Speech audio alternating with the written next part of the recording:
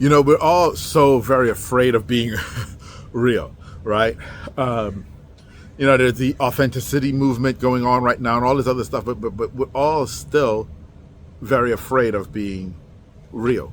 And I even heard someone prominent recently say the, the person that you are on camera or the person that you are on social shouldn't be who you are in real life.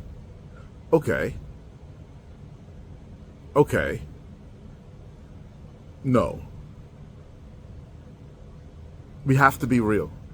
You know, one of the things that's here and it's going to become very, very, very, very apparent. And we can go back and look at what happened with TikTok for just a little bit. Why did TikTok take off? Sure, it was a new platform, but there were other video platforms, right? Um, and but what was it that really caused TikTok to take off? Well, when you go back and look, you'll hear that the young folk at the time were talking about how all the other platforms were so curated, but TikTok was raw and it was real and it felt like they actually knew the person. It wasn't this pretense.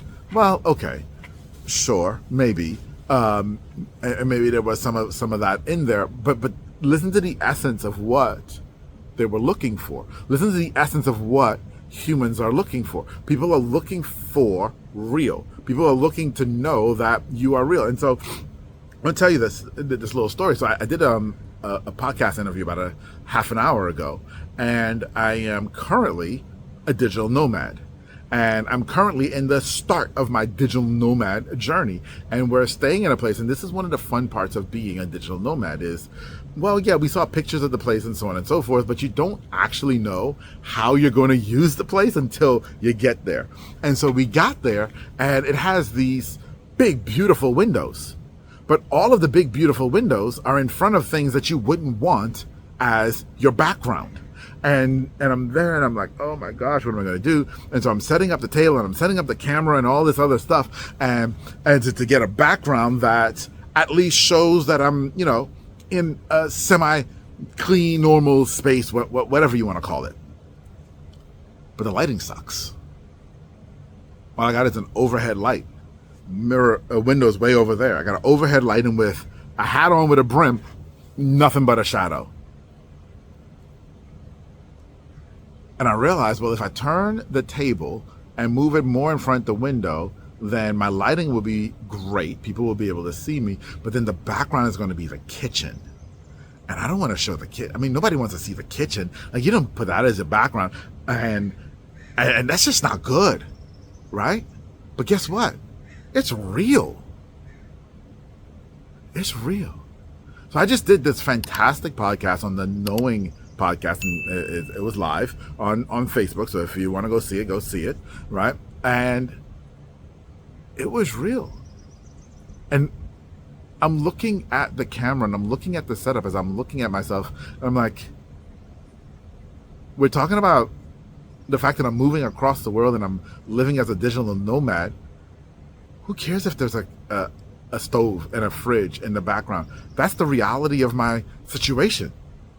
You see, but so many of us are so unwilling to be real. And we want to be authentic, right? We go be authentic, and so we're going to tell our truth. But we're now learning to and have learned to package our truth, okay, in a way that it shields some of the other stuff that's going on. Because nobody actually wants to know the bad stuff, do they? Nobody actually wants to know that you don't have this professional studio that you're traveling with and you're, hi, bro, right? Nobody actually wants to know that. Yeah, but people do. People want to know that you're real. And so my question for you is, not how are you showing up authentic, where you tell the truth, but you package it in a pretty way. That's authenticity for a lot of us. How are you showing up and being actually real and actually representing who you are, where you are, what's going on, like the truth of it, without actually hiding, without actually hiding?